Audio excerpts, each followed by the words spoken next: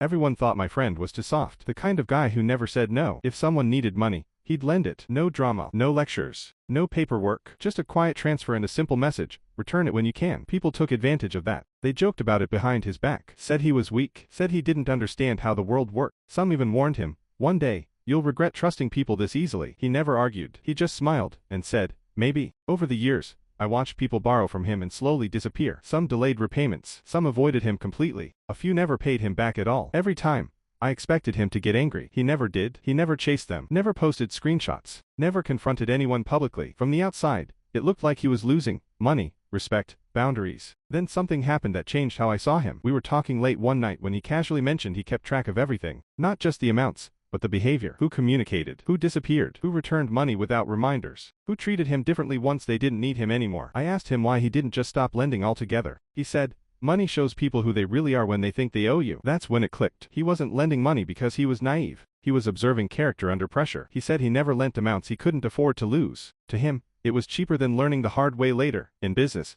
partnerships, or life. He quietly cut off people who vanished. He stayed close to the ones who showed integrity. No confrontations, no speeches, just distance. Years later, when he started a business, something interesting happened. The only people he partnered with were the ones who had once borrowed from him and paid him back properly. The rest were nowhere near his inner circle. Some of the same people who called him weak now asked for opportunities, investments, favors. He politely declined. When I asked if he ever felt bitter about the money he lost, he shook his head. It was never a loss, he said. I paid to know who to trust. That line stayed with me. Because sometimes kindness isn't weakness. Sometimes it's a filter. And sometimes the people who look like they're being used are actually choosing who gets access to them later.